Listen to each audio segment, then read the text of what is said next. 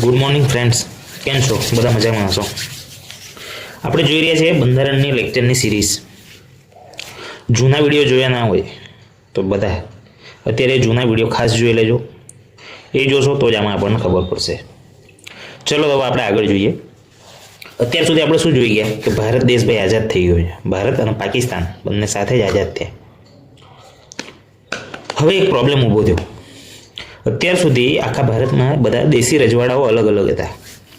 તો એ લોકોને અંગ્રેજ સરકાર દ્વારા ઓપ્શન આપવામાં આવ્યો, તમે ભારત સાથે જોડાઈ શકશો, પાકિસ્તાન સાથે જોડાઈ શકશો અથવા તો સ્વતંત્ર રહી શકશો. આ એક લાઈન બહુ ગંભીર રીતે અસર કરી જાય અને કોઈકને તો ઈચ્છા થાય ભાઈ કે મારે પાકિસ્તાન સાથે જોડાવવું છે કાં તો સ્વતંત્ર રહેવું છે. તો આ દેશી રજવાડાઓ ભારતમાં કેવી રીતે જોડાયા, બસ આજે આપણે એ ટોપિક પર ચર્ચા કરવાના છીએ અને પછી છેલ્લે એના ક્વેશ્ચન આન્સર સોલ્વ કરશું, એનો તમે જવાબ આપજો.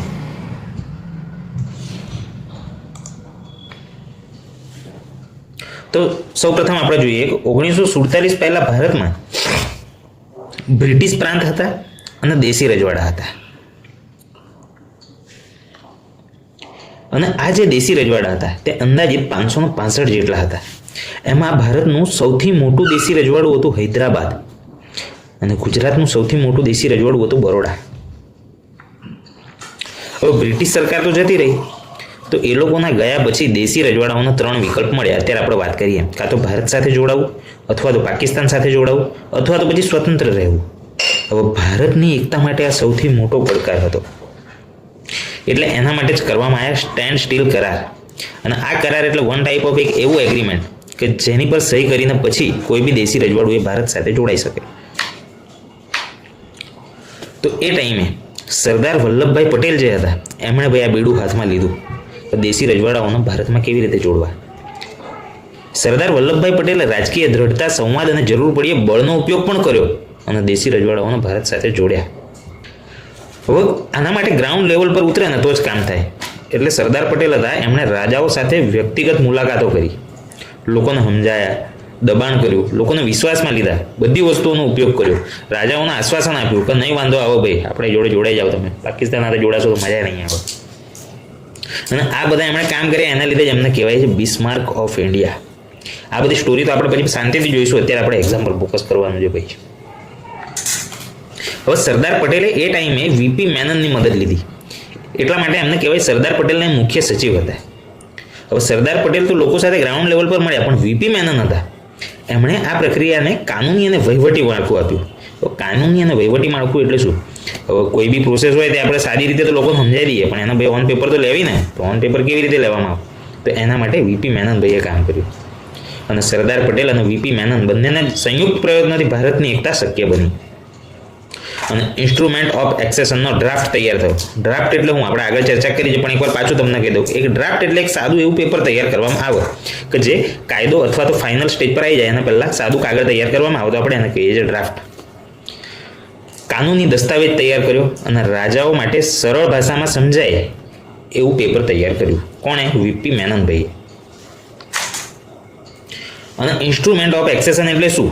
અહીંયા આપણે આ જોયું ઇન્સ્ટ્રુમેન્ટ ઓફ એક્સેશન. તો ઇન્સ્ટ્રુમેન્ટ ઓફ એક્સેશન એટલે આ દસ્તાવેજ પર સહી કર્યા પછી રજવાડું એ ભારતનો ભાગ બની જાય. અને એ ટાઈમે એક એગ્રીમેન્ટ હતું જે આપણે આગળની પીપીટીમાં જોયું કે સ્ટેન્ડ સ્ટીલ કરાર, સ્ટેન્ડ સ્ટીલ એગ્રીમેન્ટ. હવે બીજા બધા તો જોડાઈ ગયા ભારત સાથે, પણ આ 3 રજવાડા હતા એ લોકોએ માથાકૂટ કરી. કોણ કોણ? જુનાગઢ, હૈદરાબાદ અને કાશ્મીર. હવે જુનાગઢમાં એ ટાઈમે મુસ્લિમ નવાબ હતો અને એ ટાઈમે તેની જે અમુક પ્રજા હતી તે હિન્દુ બહુમતી હતી. એટલે એ લોકોએ પાકિસ્તાન સાથે જોડાવાની ના પાડી, પણ જે રાજા હતો, જે નવાબ હતો, એ કહે ના ના ભાઈ અમારે તો પાકિસ્તાન સાથે જ જોડાવવું છે. એટલે સરદાર પટેલ હતા, એમણે જનમત સંગ્રહ કરાવ્યો.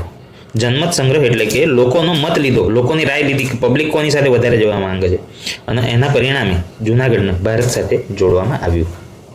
એ ટાઈમે ત્યાં આગળ આરજી હુકુમત બી થઈ હતી, પણ એ બધું આપણે ગુજરાતનો ઇતિહાસ જ્યારે ભણતા હોય તો એની અંદર વધારે ડિટેલમાં ભણીએ. અને એ આરજી હુકુમતના જે વડા કહેવાય એ હતા શામળદાસ ગાંધી. જીકેનો મોસ્ટ ઇમ્પોર્ટન્ટ ક્વેશ્ચન ગુજરાતમાંથી જો પૂછાય તો એ પૂછાય જ. આરજી હુકુમતના વડા, આરજી હુકુમત કરવામાં આવી ભાઈ જુનાગઢને ભારત સાથે જોડવા માટે. હવે બીજું એક રજવાડું હતું હૈદરાબાદ, અને નિઝામ શાસક હતો ત્યાં. એ પોતે ભાઈ ઈચ્છતો તો સ્વતંત્ર રહેવું છે ભાઈ આપણે પાકિસ્તાન સાથે નહીં જોડાવું અને ભારત સાથે બી નથી જોડાવું. હવે આટલા બધા જે રાજ્યો હોય ને એની અંદર વચ્ચેનું એક રાજ્ય કે ભાઈ મારે કોઈ સાથે નહીં જોડાવું, તો ભાઈ આખી સત્તા પલટાઈ જાય. આજુબાજુવાળા બી વિચારે કે ભાઈ હવે અહીંયા વચ્ચેનું શાસન કેમનું કરવું.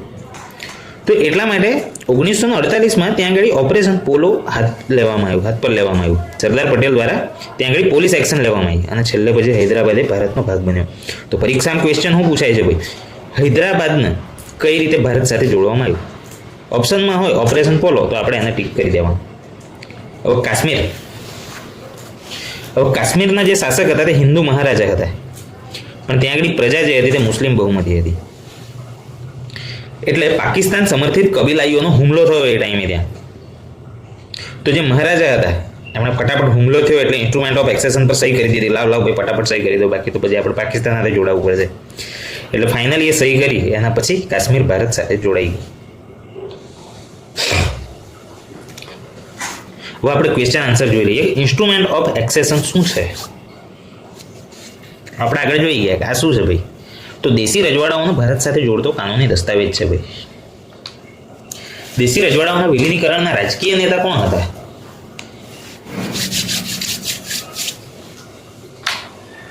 સીધી વાત છે, સરદાર વલ્લભભાઈ પટેલ અને વીપી મેનન આ બંને દ્વારા કાર્યવાહી કરવામાં આવી હતી. પણ રાજકીય નેતાની જો વાત કરવામાં આવે તો એ કોણ આવે છે ભાઈ?